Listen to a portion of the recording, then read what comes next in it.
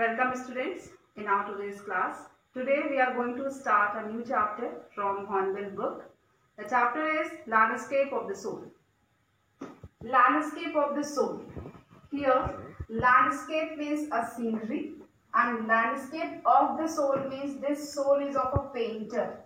The painter who made this landscape, so he said that the landscape of the soul, this landscape belongs to this soul and this soul belongs to this painter. This is by Natalie Trowery. Natalie, through this story, she wants to give you a picture and comparison between the painting of Chinese painters and the European or modern painting. What is the conceptual difference between those paintings of Chinese painter and modern painting?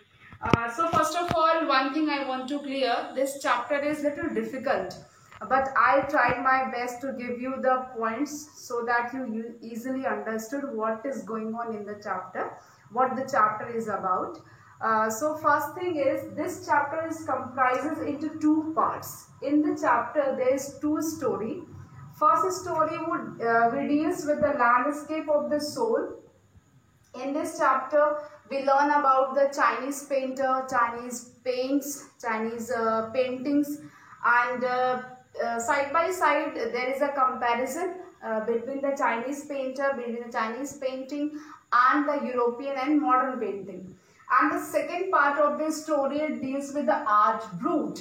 Art brut is a art which is adopted by those person who haven't any professional degree, any professional certificate for the drawing, for the painting. So that type of people belong this community, belong this section of the art brut. The people who are not trained, who are untrained, those people called as the art brut.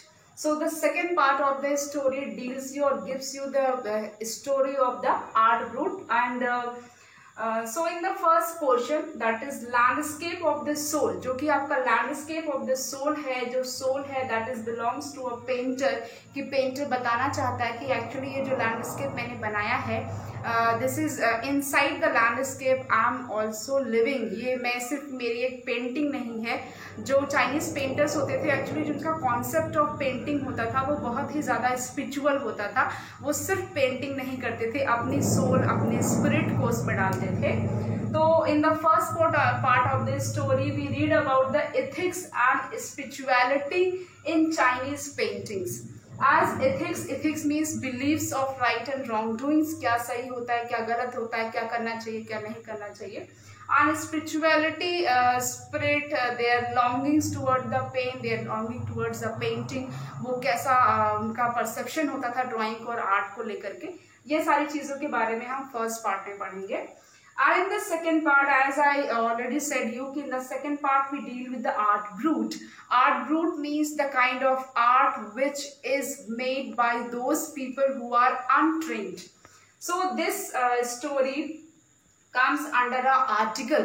Actually this is the article, Getting Inside Outsider Art. In the book, in the story, one article is given, Getting Inside Outsider Art, and this article is published in Hindustan Times in 2005 by Brinda Suri. Brinda Suri has given an article on the name of Getting Inside Outsider Art in Hindustan Times in 2005. In this article, she explained about those artists who are not professional artists, but they have the insightfulness of drawing and painting. So this much about the chapter, and then we go. Then in the next, I'll tell you what is else in the story. Now the story begins with the painter Wu Daozi. Wu Daozi belongs to the 8th century in China, and he has painted a landscape on the demand of the emperor Xuanzong. So Wu Daozi, who belongs to the 8th century in China, painted his last painting landscape on the demand of the emperor Xuanzong, as he demanded to decorate his palace wall. and this landscape is the last painting of Wu Daoji, as after this painting he never seen in China anywhere. On that day when he was demanded to paint the painting by the emperor, so he painted his painting and it was demanded by the emperor, so he want only the emperor could see. वो सिर्फ ये चाहते थे कि जो उनकी painting बनी हुई है लैंडस्केप, जैसा कि एम्परर ने डिमांड किया था उसको बनाने के लिए, तो एम्परर ही उस पेंटिंग को सबसे पहले देखे, तो उन्होंने अपनी पेंटिंग को ही hide his painting behind a screen, एक स्क्रीन के पीछे अपनी पेंटिंग को छुपा दिया था. And when the emperor saw his painting, emperor admired his painting. उनकी पेंटिंग की बहुत ज़्यादा तारीफ की. As in the landscape there was a mountain, waterfalls, birds on flight, men and women are living under the foothills, and there was a beautiful cave. So when emperor admired his painting, at last Wu Daoji asked to emperor, you know emperor, there in the cave which is seen in the landscape, there is a cave. In that cave a spirit is living. And then emperor asked where it is living, whose spirit is living, किसकी spirit है उसके अंदर, कौन वहाँ पे रहता है. तो emperor के reply में Wu Daoji ने he just clapped his hands 3 times. The door of the cave opened and he entered into the cave. And as he entered into the cave, जैसे ही वो पेंटर Wu Daoji उस केव के अंदर, उस landscape में जो केव बना था उस केव के अंदर जैसे ही वो एंटर करते हैं और उस केव का डोर उनके सिर्फ 3 टाइम क्लैपिंग से ओपन हो जाता है, और जैसे वो उसके अंदर एंटर होते हैं डोर क्लोज होता है केव का, और वापस से फिर Wu Daoji कभी भी नहीं दिखाई देते हैं. वो जैसे ही लैंडस्केप के केव के अंदर एंटर हो जाते हैं, Wu Daoji के साथ साथ वो पेंटिंग भी वहां से वैनिश हो जाती है, बिल्कुल गायब हो जाती है. और जो आपके एम्परर होते हैं he was in very shocked कि व्हाट हैपेंड, क्या हो गया ऐसा कि पेंटिंग और पेंटर दोनों ही गायब हो गए. तो this is the last painting, landscape of the soul to the Wu Daoji. After this painting he never seen in the world. Now these types of stories of painter like Wu Daoji is easily be found in China's classical education and in books of Confucius and Zhuangzi. So the Chinese classical education is full of these types of stories. Many of the painter has painted their painting in which this type of happenings happen कि वो कुछ सोचते हैं और वो ऐसा हो जाता है जैसा वो इमेजिन करते हैं, उस तरीके की एक्टिविटी उनके पेंटिंग में होने लगती है. तो इस तरीके की स्टोरी जो है वो चाइना की क्लासिकल एजुकेशन में आपको बहुत मिलेंगी. और इसी के सीक्वेंस में the writer has given another story of a painter who would not paint a dragon's eye. जो एक पेंटर था उसका बिलीफ था कि मैं इस ड्रैगन की आईज को नहीं बनाऊंगा अपनी पेंटिंग में, कि if I make the eyes, if I draw the eyes in dragon, अगर मैं ड्रैगन की आईज को पेंटिंग में बना देता हूँ तो ये ड्रैगन फ्लाई कर जाएगा. इस डर से वो पेंटर का बिलीफ था और इस डर से वो जो है ड्रैगन की आईज को ड्रॉ नहीं करता है, but forcefully by the demand of the people कि जस्ट ड्रॉ द आईज. वो जैसे ही आईज बनाता है ड्रैगन की, वो ड्रैगन उसकी पेंटिंग से फ्लाई कर जाता है. तो इस टाइप की stories like the Wu Daoji and this dragon story, इस तरीके की स्टोरी आपको चाइनीज क्लासिकल एजुकेशन में, कन्फ्यूशियस और ज़ुआंगजी के बुक्स में आपको बहुत मिलेगी चाइना में. तो after this the writer deals the another story where she differentiate between the Chinese painting and the European or the Western painting. So from here she has given one another story of a European painter. That story belongs to the 15th century and this happens in the city Antwerp in Belgium. ये एक Belgium की story है, वहाँ पे एक painter की story को उन्होंने डील किया हुआ है. And this painting gives the difference between the Chinese painting and western painting. So in another story the author gives you the example of a European art and a Western art. In that story there is a master blacksmith Quentin Mix who fell in love with a painter's daughter. And master blacksmith is well known, he know this very well, the painter didn't accept him as his son-in-law. तो उनके सामने बहुत बड़ी problem थी कि as वो जो person था वो ब्लैक स्मिथ था और जो पेंटर थे he is a renowned painter, तो वो उसको अपना सन इन लॉ बिल्कुल एक्सेप्ट नहीं करते जब तक कि वो एक पेंटर नहीं होता। Then one day the master blacksmith entered into his studio, वो उनका जो पेंटिंग का स्टूडियो था उसमें वो एंटर कर जाते हैं एंड ही सॉ दैट कि that painter ready his latest panel, उन्होंने अपना एक लेटेस्ट पैनल बिल्कुल रेडी करके रखा था उसे पेंटिंग करने के लिए। And on that latest panel, the blacksmith draw fly. blacksmith ने उसे क्या किया, एक फ्लाई बना दिया and after drawing that fly he went away from there, वो वहाँ से चले गए और उनके जाने के बाद जो आपका पेंटर होता है वो स्टूडियो में एंटर करता है and he saw on the panel, जो पैनल वो रेडी करके गया था पेंटिंग के लिए, उसने देखा कि there was a fly on that panel. Painter came and found a fly, so he tried to swat it. Swat it means a kind of instrument होता है जिससे हम फ्लाई को पकड़ते हैं या मारने की कोशिश करते हैं। तो मतलब यहाँ पे कहने का ये है कि जो उस लेटेस्ट पैनल पे फ्लाई का जो इमेज बना था, जो ड्राइंग हुई थी, जो पेंटिंग हुई थी, that fly look so real, वो बहुत ज़्यादा रियल लग रही थी कि इवन आपके पेंटर ने उसको फ्लाई समझा और उसको मारने की कोशिश की, उसको वहाँ से पैनल से हटाने की कोशिश की। उनको ये समझ में नहीं आया कि ये रियल फ्लाई नहीं है, ये एक ड्राइंग है, एक पेंटिंग है। तो व्हेन ही अंडरस्टूड कि ये फ्लाई जो है वो पेंटिंग की हुई है, ये ड्राइंग है, तो उन्होंने ही इंक्वायर्ड कि किसने ये बनाया है ये fly and when he get to know कि this fly is made by the black smith, so on that day he accepted the black smith as his apprentice, apprentice means as his trainee, उनको as a trainee अपने under में ले लिया and black Smith का जो problem थी वो भी सॉल्व हो गई and he also accepted blacksmith as his son-in-law, so blacksmith married with the painter's daughter। तो यहाँ पे ये दिखाया कि देखिए इस पेंटर में जो वेस्टर्न पेंटिंग होती थी उसमें बहुत ही बिल्कुल रियलिस्टिक इमेज दिखा दिया, वो फ्लाई जो ड्रॉ की थी वो फ्लाई आपकी बिल्कुल रियल इमेज दिखा रही थी पेंटर को। Let's come to see the difference between Chinese painting and European, what we say the Western painting, as your author has given the different stories, the 3 stories she has given.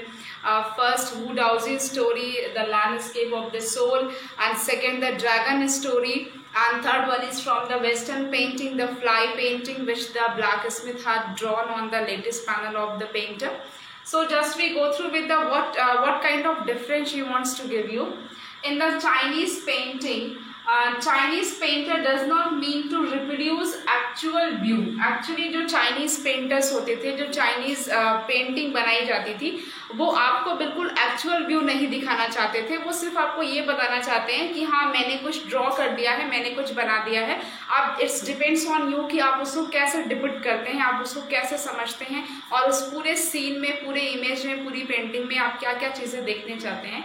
तो they don't give you a single overview, वो आपको single point नहीं देते देखने के लिए। आप अपने तरीके से जैसे चाहो वो पूरी पेंटिंग में, पूरे इमेजेस में आप घूम सकते हो मीन्स का you can take your perspective to see that painting और to take out the view. आप अपने तरीके से उस पूरे पेंटिंग को, पूरे इमेज को डिस्क्राइब कर सकते हो। आपको जो चीज़ें उसमें दिखाई देती हैं आप वो देख सकते हो। जिस तरीके से आपको लगता है कि आप उस पेंटिंग को आपको ऐसे डिपिक्ट करना चाहिए, आपको उसको ऐसे डिस्क्राइब करना चाहिए, आपको उसको वैसे एक्सप्लेन करना चाहिए, तो आप उसको वैसे एक्सप्लेन कर सकते हो। वो आपको एक सिंगल व्यू पॉइंट नहीं देते कि मैंने ये बना दिया है अब आपको वही देखना है, ऐसा चाइनीज पेंटर्स नहीं करते थे। And they actually want to see the painting with your mind also। वो सिर्फ आपका फिजिकल पार्टिसिपेशन नहीं चाहते थे कि आप अपनी आंखों से देखिए और जो सामने लिखा है आपने उसी को देख लिया, एक्चुअल व्यू ले लिया, नहीं, वो आपका फिजिकल पार्टिसिपेशन ही नहीं चाहते थे, बल्कि वो आपके फिजिकल पार्टिसिपेशन के साथ साथ वो आपके माइंड का पार्टिसिपेशन चाहते थे। वो आपके अपना थिंकिंग जो है, आप किस तरीके से उस पेंटिंग में अपनी व्यूज़ को डालते हैं, आप उसको कैसा लेते हैं, आपको वो क्या क्या समझ में आता है, इस पॉइंट ऑफ व्यू से चाइनीज जो पेंटर्स होते थे वो पेंटिंग बनाते थे। इंस्टेड दैट जो वेस्टर्न पेंटिंग्स होती थी वो बिल्कुल आपको एक्चुअल व्यू प्रेजेंट करती थी कि जो चीज़ें मैंने यहाँ बना दी, एक फिगरेटिव पेंटिंग होती थी, जो फिगर उन्होंने दे दिया है, जो फिगर उन्होंने बना दिया है, आप उसको बिल्कुल वैसा एक्चुअल देख लीजिए कि हाँ मैंने फ्लाई बनाई थी, तो वो फ्लाई को आपको बिल्कुल एक्चुअल फ्लाई दिख रही थी, उसमें आपने कुछ अपना इनपुट डालने की कोशिश नहीं की, जो आपको दिखाया गया आपने उसको अडॉप्ट कर लिया। Basically they are borrowing your eyes, वो उनको आपके माइंड से मतलब नहीं था, उनको आपके फीलिंग से मतलब नहीं था, उनको आपकी थिंकिंग से मतलब नहीं था, वो सिर्फ आपकी आंखों से जो चीज़ें आपने कैप्चर की, जो चीज़ें आपने देखी, वो उस पर ज़्यादा फोकस करते थे कि हम एक ऐसा फिगर बना दे, हम एक ऐसी ड्राइंग, एक ऐसी पेंटिंग बना दे कि जो भी चीज़ें एक्चुअल हैं वो आपको दिखाई दे और आप उसको वही समझे जो पेंटर उस पेंटिंग के थ्रू समझाना चाहता है। जबकि चाइनीज पेंटिंग में जो पेंटर होता था उसने किस पॉइंट ऑफ व्यू से वो पेंटिंग बनाई है वो आपको जब पेंटर समझाता था तो ही आप समझ सकते थे, अदरवाइज आप उस पेंटिंग को देख करके अपने तरीके से जैसे मर्जी चाहे उसको डिस्क्राइब कर सकते थे। एंड सेकेंड थिंग, जो आपका वेस्टर्न पेंटिंग होती थी वो आपको एक सिंगल स्पेसिफिक एंगल प्रोवाइड करती थी कि आप इसी एंगल से इस पेंटिंग को देखिए, आपको दूसरे तरीके से या आप अपने तरीके से उसको ज़्यादा डिपिक्ट करने की नहीं, जो चीज़ें हमने प्रेजेंट कर दी है आप उसको वैसा ही एक्सेप्ट कर लीजिए। तो बेसिकली हम ये कह सकते हैं कि जो चाइनीज़ पेंटिंग होती थी वो कॉन्सेप्चुअल पेंटिंग होती थी और जो वेस्टर्न पेंटिंग होती है वो जो है आपकी रियलिस्टिक पेंटिंग होती है। Okay, in Chinese painting as they express conceptual point of view, so this conceptual expression they are taking as a Sansui, इसको वो सेंसुई बोलते हैं और सेंसुई का मतलब होता है माउंटेन एंड वाटर। सेंसुई जो है this is a combination of mountain and water and actually ये जो माउंटेन एंड वाटर है वो उसको इंडिकेट करते हैं, mountain is as yang energy, mountain को यांग एनर्जी करते हैं, सिंबलाइज करते हैं और जो वाटर होता है वाटर को वो इन एनर्जी सिंबलाइज करते हैं। Yang energy is a symbol of masculine power, ये मैस्कुलिन पावर का सिंबल होता है। एज वी नो कि जो मैस्कुलिन पावर होती है, जो मैस्कुलिन होते हैं they are more active, they are more stable, they are warm and this yang energy vertically move towards the heaven, ये हेवन की तरफ जाती है। और ये जो आपकी इन एनर्जी है which is related to the water, तो उसमें सारी वाटर की क्वालिटी होती है। Yin energy is given as a feminine energy, feminine energy होती है और जो फेमिनिन एनर्जी होती है दैट इज कूल, मॉइस्ट, तो वो और उसको बताते हैं कि चाइनीज जो इन एनर्जी होती है, जो फेमिनिन एनर्जी होती है, it is moving horizontally towards the earth और वो अर्थ की तरफ आती है। तो जो इनकी पेंटिंग होती है उसमें लैंडस्केप का डिस्क्रिप्शन, सेंसुई का डिस्क्रिप्शन मीन्स माउंटेन और वाटर का डिस्क्रिप्शन जनरली देखा जाता है। और ये जब भी वो लैंडस्केप बनाते हैं, माउंटेन और वाटर को दिखाते हैं, जब भी वो सेंसुई पैटर्न पे पेंटिंग बनाते हैं, तो इस पैटर्न में जो माउंटेन और वाटर का बीच का एक स्पेस होता है उस स्पेस को वो ब्लैंक रखते हैं या वाइट रखते हैं, क्योंकि वो ऐसा बिलीव करते हैं कि this space is for the void, इसको वो वॉइड बोलते हैं and this void place is for the communication, for the interaction between this mountain and water, interaction between the masculine and feminine, between the Yang and in. तो इस energy का जो ये void place है, जो interaction place है, जो communication place है, वो उसको अपनी पेंटिंग में बहुत इंपॉर्टेंस देते हैं। तो इस वजह से जितनी भी चाइनीज पेंटिंग होती है अगर वो सेंसुई पैटर्न पे काम करते हैं, सेंसुई पैटर्न पे अपनी पेंटिंग बनाते हैं, तो वो जो मिड का स्पेस होता है लैंडस्केप का उसको ब्लैंक रखते हैं या उसकी वाइट पेंटिंग करते हैं, वाइट कलर यूज करते हैं, बिकॉज दे बिलीव कि this is the white place and here is a communication between the masculine and feminine, between the yang and yin, between the mountain and water। तो इस energy को वो reflect करते हैं अपनी पेंटिंग में and this void is a communication between these two poles, between the yang and yin energy. This is the main concept of Chinese painting, which basically based on the Sansui pattern. Getting inside outsider art. So here the part 2 is started, part 1 is completed, which is given for the comparison between the painting of the Chinese and the Western. So this second part, getting inside outsider art, which belongs to the art brut. As I told you, art brut is the art of the untrained visionaries, untrained people who they have no formal trainings. They have inborn talent of artist, and they have artistic insight. So they can also do the same thing. They can also paint or draw the images. It doesn't mean that if they have no formal degree, no professional degree, so they don't sketch or they don't use brush. They can also, and that type of art is called the art brut, that people who are making art or drawing or painting without having any professional degree, without having any training, so that people's art or painting comes under the art brut. So this under the art brut we have a best example in India, that is the rock garden of Chandigarh, which is made by Nek Chand. Nek Chand, he is a government employee, and when he has a spare time, when he has a जब भी उनको कोई खाली time मिलता था अपने काम से, अपनी जॉब से, तो वो अपना जो टाइम होता था उनमें जंगल का एक थोड़ा सा स्पेस था, जंगल का वो प्लेस, उसको साफ सफाई करते थे, क्लीन अप करते थे। और क्लीन अप करने के बाद उन्होंने वहाँ पे एक गार्डन बनाया, और उस गार्डन की सबसे जो इम्पोर्टेंट चीज़ है वो ये है कि उस गार्डन में जितनी भी ब्यूटिफिकेशन हुआ है, जितनी भी चीज़ें बनाई गई हैं, जितना भी उसको अच्छी तरीके से दिखाया गया है, वो सारी चीज़ों में ऐसे मटेरियल का यूज़ हुआ है जो मटेरियल रिसाइकिल हो सकते थे, जो वेस्टेज थे, वेस्टेज मटेरियल को रिसाइकिल करके यूज़ किया है। And this is known as a rock garden. तो वहाँ पे पूरा वो जो गार्डन है that is sculpted with stone, bangles, recycle materials of factory as well as house. जितने भी रिसाइकल मटेरियल आपके घरों से निकलते हैं या फैक्ट्री से निकलते हैं, उस रिसाइकल मटेरियल को यूज़ करके उन्होंने उस गार्डन को डेकोरेट किया है बहुत अच्छे से। वहाँ स्कल्पचर्स बनाए हुए हैं, स्टैच्यूज बनाए हुए हैं, और वो स्कल्पचर, वो स्टैच्यू स्टोन्स के हैं, और वो भी स्टोन्स वो ऐसे हैं जो कि यूज़ नहीं हो सकता था उनका, और उन्होंने उसको यूज़ करके बहुत अच्छे से वहाँ पे रॉक गार्डन चंडीगढ़ में क्रिएट किया।